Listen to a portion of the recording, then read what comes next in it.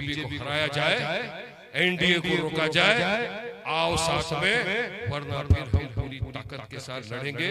तो फिर रोना नहीं, मम्मी मम्मी मेरी चॉकलेट छीन गई, डैडी डैडी में सीएम बनने से रुक गया। वो तुम रुको या जो होता है करो, हमको उससे कोई लेना देना नहीं है, भाड़ में जाओ। हम तो लड़ेंगे, पूरी पूरी ताकत के साथ लड़ेंगे इंशाअल्लाह ताला। बिहार के 100 सीट की तो तैयारी है ही अल्हम्दुलिल्लाह। अब देखते हैं उसमें बिहार के हमारे सदर असद साहब दोनों मिलके क्या डिसाइड करते हैं। आपके सामने आएगा कौन लड़ेगा, बलरामपुर से कहां से लड़ाएगा, मजलिस जमात फैसला करती है। और जो भी फैसला हो, मैं तो एक ही चीज बोलता हूं, हमको लब्बैक किसी को भी दे दे, हमको लब्बैक, उसके साथ कांधे से कांधा मिलाकर जाना है, विकास का काम करना है। क्योंकि हम खुद के लिए नहीं है, हम आवाम के लिए काम करने आए। और क्या जरूरत है असद ओवैसी को 3000 किलोमीटर हैदराबाद से यहाँ आने की? क्या जरूरत है वारिस पठान को 4000 किलोमीटर मुंबई से यहाँ तक आने की? मुझे नेता लीडर बनने का कोई शौक नहीं, ना असद साहब को लीडर बनने का कोई शौक। क्या अल्लाह सुब्हानहू व तआला ने उनको देश के प्रधानमंत्री से ज्यादा इज्जत से नवाजा है। ये मेरे कायद की इज्जत और इज्जत का हकदार है। इज्जत अल्लाह सुब्हानहू व तआला ने उनको दी, क्योंकि जब भी आपने हमने सबने देखा जहां कहीं भी मजलूमों पर, यतीमों पर, दलितों पर, पिछड़े हुए वर्ग पर, माइनॉरिटीज पर जुल्म, ज्यादती, बेइंसाफी हुई, तो आपके हमारी तरफ से अगर वाहिद कोई आवाज गूंजी हर शोबे पर, तो किसी और के लिए मेरे आपके कायद बैरिस्टर सदुद्दीन ओवैसी। ये उनको नहीं बनना, तो आपके बीच में से आपके अपने को से खड़ा करके उसको जिसको आपका दर्द का एहसास, जो जानता है कि यहाँ पे क्या विकास करना है, जो आपकी आवाज बन के बिहार की असेंबली में जाएगा और लड़ेगा। आप बोलेंगे 10, 15, 20 जीत गए तो क्या कर लेंगे, क्या मुंबई की भाषा में बोलते हैं क्या तोड़ लेंगे। गिनती भेड़ बकरियों की होती है बेटा, शेरों की नहीं होती गिनती। एक शेर है अभी भी पार्लियामेंट में, हिला के रख दिया ना, सब हिला डाल। आप अपने सबने देखा वफ का जब काला कानून बना, बहस तो चल रही थी, सब कुछ हो रहा था। जब काला कानून पार्लियामेंट के अंदर प्रस्तुत किया गया, उस काले कानून के करपक्षे उड़ा के हवा में फेंका। वो ताकत आपके मेरे कायद बैरिस्टर सदुद्दीन ओवैसी। तो डरने और घबराने वाली जमात का नाम ही नहीं है मजलिस इत्तेहादुल मुस्लिमीन। आज भी अख्तर इमाम साहब अकेले असेंबली के अंदर मगर हिला डालता है, बाहर अकेला खड़ा हो जाता है, कोई भी मुद्दा मसाइल होता है खड़ा होता है, लड़ता है, इनकी आंखों में आंखें डाल के बात करता है। दूसरों की तरह नहीं है, यहाँ पे हम जवाबदार अगर कोई है तो हमारा कोई हाई कमांड नहीं है, हमारा हाई कमांड सिर्फ एक ही है जिसकी तरफ हम जवाब देते हैं, वो अल्लाह सुब्हानहू व तआला। उसको हमको जवाब देना है कि हम जीते हैं, लोगों ने मोहब्बत से नवाजा है, तो हमको जवाब उसको देना है कि हमने क्या किया। उसकी बारगाह के अंदर जब जाएंगे तो जवाब सवाल होगा। इसलिए मजलिस काम करना चाहिए, आपके बीच में काम करने में हम जाना चाहिए। मगर यहाँ देखा ये जा रहा है बिहार, एक तरफ बीजेपी एनडीए अपना चला रही है, रोना गाना दुनिया भर का, दूसरी तरफ ये जब निकल पड़े हैं 2% वाला सैनी गाड़ी में खड़ा ये तथाकथित सेक्युलर पार्टी के नेताओं के साथ वोट छोड़ गद्दी छोड़, अरे भाई छोड़ वोट जो भी है तुम्हारा मसला है। वहीं पर 18% वाला मुसलमान, दाढ़ी वाला, टोपी वाला, गाड़ी के आजू बाजू भी आपने किसी ने देखा क्या? नहीं। क्यों भाई, क्यों मुसलमान नहीं हो सकता तुम्हारे बाजू में खड़ा? क्यों दाढ़ी टोपी वाला तुम्हारे बाजू में नहीं खड़ा हो सकता? वोट तो आपने मुसलमान के वोट को तो अपने बाप की जागीर समझ लिया है, वो तो हमको देगा ही। अब इस तरह वोट नहीं मिलेगा, तुम्हारा ही नेता, तुम्हारा ही जो विकास आघाड़ी का गठबंधन, उसी का कॉल था जिसकी जितनी संख्या भारी उसकी उतनी हिस्सेदार इन्हीं का यूपी से चला जा रहा है। बिहार 14% यादव है, 18% मुसलमान, 36 जिले, आप मल्टीप्लाई करो कितनी सीट मुसलमानों को मिलना चाहिए। ये दे दे और बोल दे कि हम मुसलमान को बना देंगे सीएम या डिप्टी सीएम, मान जाएगा वारिस। चैलेंज क्यों कर रहा हूं पता है, क्योंकि मुझे यकीन है जिंदगी में ये चाहते नहीं कि हमारा भी नेता है, ये चाहते नहीं कि यहाँ पर लीडरशिप पैदा हो, ये चाहते नहीं कि बिहार सीमांचल का विकास हो, ये चाहते नहीं कि सीमांचल का एक गरीब इंसान जीत कर बिहार की असेंबली में जाए, मुसलमानों की हक की बात करे, इंसाफ की बात करे, हिस्सेदारी की बात करे। नहीं चाहते। 2005 में किया था ना, अख्तर भाई बताते हैं, पासवान साहब के साथ हुआ था, मुसलमान को नहीं बनाया, बीजेपी को आने दे दिया, मगर मुसलमान को नहीं बनाया। तुमको हमसे एलर्जी है तो अब हम तुमसे डबल एलर्जी हो गई, अब तुम्हारे साथ नहीं जाएगा सीमांचल का बिहार का मुसलमान, अब उसी के साथ जाएगा जो उसके हक पर साफ करेगा, जो उसके बच्चों के आने वाले मुस्तकबिल संवारने की बात करेगा, जो उसका वोट लेकर पीठ में खंजर नहीं भोगेगा। बिहार का मुसलमान पिछड़ा हुआ वर्ग उसी के साथ जाएगा। ये दूसरी तरफ आप देखिए, आज की तारीख के अंदर अगर हमको जो बोलते थे देशद्रोही, एंटी नेशनल, बहुत सारी गालियां हमको दी जाती थी। अब कौन हुआ देशद्रोही और एंटी नेशनल? हम तो वो थे जिन्होंने कल पाकिस्तान इंडिया का मैच को ठुकरा दिया, बॉयकॉट कर दिया, हम नहीं देगा हमने तो। कौन कराया? साथ खिलाया जिन्होंने हमारे देश में घुस के हमारी बहनों के सुहाग को उजाड़ दिया। क्यों कराया? सिर्फ चुनिंदा पैसों से। मेरा सीमांचल का एक बच्चा थूकता है ऐसे रुपयों के ऊपर, जहाँ उसके देश की मान मर्यादा इज्जत की बात आ जाए। ये सीमांचल का बच्चा। मैं जानता हूँ सीमांचल के काफी लोग हैं मेरे यहाँ पर मुंबई में, मुझे आते हैं, मिलते हैं, मैं हर बार उनका जाता हूँ वहाँ पर। बाशिंदगान बिहार का एसोसिएशन बनाया है इन लोगों ने, वो लोग मुझे बुलाते हैं, मैं जाता हूँ उनके पास, और माशाअल्लाह प्यार वहाँ पर जो काम होता है, कभी अस्पताल का, कभी एम्बुलेंस का, जितना हो सकता है मेरी टीम है करते हैं। कभी आगे पीछे हो जाता है, इंसान है, गलतियां हो जाती है। मेरा फोन नहीं उठाया, अभी यहाँ बैठा इतने फोन आ रहे, नहीं उठा रहा हूँ, नहीं उठा सकते, ऐसा बात होता है। तो इंसान है, समझदार है, समझता है।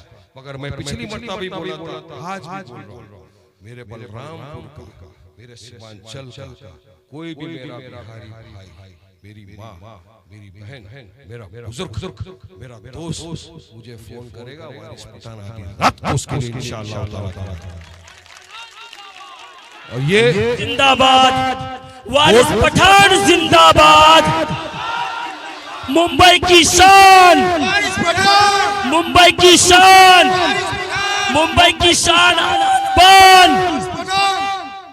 ये मैं वोट के लिए नहीं बोल रहा हूँ, इंसानियत के लिए बोल रहा हूँ। मेरा तुम्हारा रिश्ता भी है ना, मेरा तेरा रिश्ता क्या ले लो। मैं आपका कलमा दुआ गो भाई भी, आप कितना भी मुझसे नफरत कर लेंगे, लेकिन आपका मेरा रिश्ता नहीं टूट सकता। कलमे की बुनियाद पर जुड़ा हुआ है। जितना अधिकार सीमांचल की अवाम का वारिस पठान पर है, उतना ही अधिकार वारिस पठान का मेरे सीमांचल के भाइयों के ऊपर।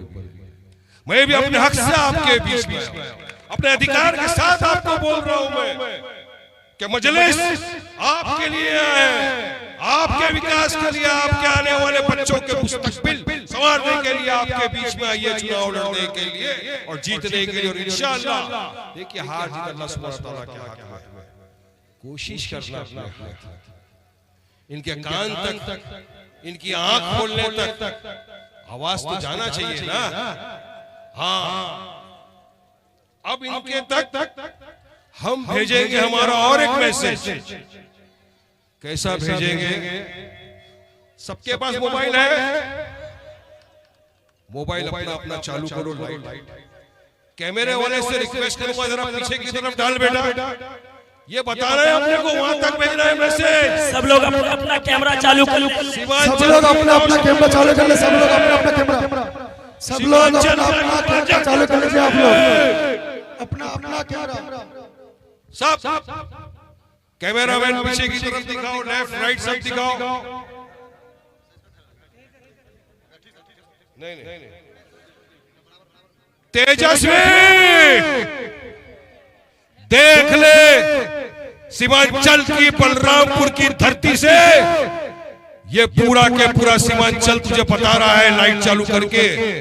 आ जाओ, अगर न्याय हक इंसाफ की वाकई में लड़ाई लड़ना है तो साथ को हमारा, वरना मजलिस से इत्तेहादुल मुस्लिमीन पूरी ताकत के साथ चुनाव लड़ेगी और इंशाअल्लाह ताला जीतेगी। दिखाओ वहां पीछे, बताओ तेजस्वी को दिखा दो। ये देख लो तेजस्वी, 10 घंटे में इतनी पब्लिक आ गई है। अभी तो मैं आया हूं इतनी है, अभी तुम्हारा अब्बा शेर हिंदुस्तान असद ओवैसी आएगा तब क्या होगा समझ लेना, समझ लेना। यहां से बत्ती जलेगा तुम्हारे घर के बाहर तक, घर में चश्मा पहन के बैठना पड़ेगा। मान बैठ जाओ मेरे भाइयों दोस्तों बुजुर्गों साथ। मैंने अपनी बात पहुंचा दी, सीमांचल की आवाम, बलरामपुर की आवाम ने अपनी बात पहुंचा दी। अब तुमको आता है आजा, आया तो वेलकम, नहीं तो भीड़ में एकदम। अपने को तो डरते घबराते नहीं हुए। था ना छोटा सा वो चिंटू नेपाली, वो महाराष्ट्र में बीजेपी ने जिसको छोड़ दिया है, नीतीश राणे। अरे हर दिन आके मुसलमानों के खिलाफ बकवास, ऐसे वैसे क्या बीजेपी ने उसको छोड़ा, तेरे को हम लोग मिनिस्टर बना देंगे, बना दिए। चैलेंज कर रहा है, मस्जिदों में घुस के मारो। इतना सा हम लोग तो बोलते हैं ना, मेरे कायद असद ओवैसी ने अगर नाड़ा खोल दिया तो उसकी हाइट इतनी है, नाड़े की साइज का टिंगू नेपाली हमको बोल रहा है मस्जिद में घुस के मारेंगे। वारिस पठान ने चैलेंज एक्सेप्ट कर लिया। आजा बेटा, मस्जिद में आएगा तो टांग पे, मुझे यकीन है, लेकिन जाएगा बेटा तू स्ट्रेचर पे, याद रखिए। वारिस भाई जिंदाबाद, मुंबई की शान, मुंबई की शान। मुसलमान डरता किसी के बाप से भी नहीं है। ये तो संविधान को मानते हैं, कायदे कानून का पालन करते हैं, इसलिए इज्जत आबरू के साथ उससे बात करते हैं। वरना पठानी खोपड़ी आता मारी सटकली, फिर क्या। तो ये सारे नफरती चिड़कों को बीजेपी ने छोड़ा। जाओ गालियां, अब इनको जवाब ये तो नहीं देंगे।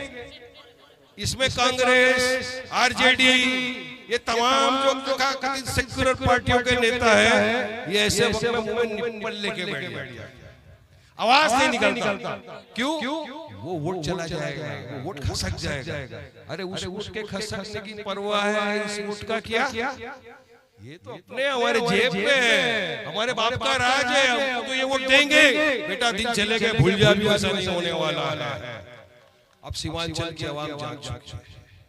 अब इनके बीच में मजलिस इत्तेहादुल मुस्लिमीन, बैरिस्टर असदुद्दीन ओवैसी साहब, अख्तर ईमान साहब, आदिल हसन साहब, हसनैन साहब, मुफैज साहब, सबके सब आ चुके हैं, जो आपकी आंख में डाल के ऐसा करारा जवाब देंगे कि भूल जाओगे बच्चा। अब नहीं बोलते ना कैलेंडर बदली होगी, अब बदली होगी। अब आवाम उसी के साथ जाएगी जिसमें ताकत है बीजेपी को हराने की, जिसमें ताकत है बीजेपी की आंखों में आंख डाल के सवाल जवाब करने की। और वो है ताकत, मजलिस में है ताकत। वो ताकत है मेरे सीमांचल के, मेरे भाइयों में, मेरे बुजुर्गों में, मेरे दोस्तों में। वो ताकत आपको अल्लाह ने दिया है, वो ताकत आपको संविधान ने दिया है, वो ताकत है आपके कीमती वोट की ताकत है। वो सबसे बड़ी ताकत आपके पास जो है, आप अच्छे सरकार को झुका सकते हो, जिसको कांधे में बिठाया उसको गिरा सकते हो, वो ताकत आपके पास है, वोट की ताकत। और वो वोट डालने का वक्त आपके पास आ चुका है। बस महीना 2 महीने के अंदर ही चुनाव। मुझे यकीन है कि आप तमाम मिलकर इत्तेहाद पैदा कर मुत्तहिदा तौर पर मजलिस का साथ देंगे इंशाअल्लाह। मजलिस देंगे ना साथ, देंगे ना साथ ओवैसी साहब का साथ इंशाअल्लाह। जिताएंगे ना बलरामपुर से मजलिस को इंशाअल्लाह। बुलंद करेंगे ना हमारी आवाज को इंशाअल्लाह। लड़ेंगे ना हक और इंसाफ के लिए इंशाअल्लाह। इंशाअल्लाह। अल्लाह इंशाअल्लाह को कबूल कर ले, आपके दिलो दिमाग में बात उतर जाए और मजलिस के साथ आ जाए। आ जाओ मेरे भाइयों, इतने साल दूसरों को अपनाया, अपनों को जो ठुकराएगा गैरों की ठोकरें खाएगा। मजलिस अपनी आपकी अपनी जमात है। आप बोल सकते हो छाती ठोक के मेरी जमात है। आज जब किसी को पूछते हैं टीवी के चैनल के ऊपर, चाहे मैं हो, आदिल भाई हो, भाई यादव तेरा नेता है, बोलता है। जाटों को पूछते हैं तेरा नेता है, बोलता है। अरे माले बोलता मेरा नेता है।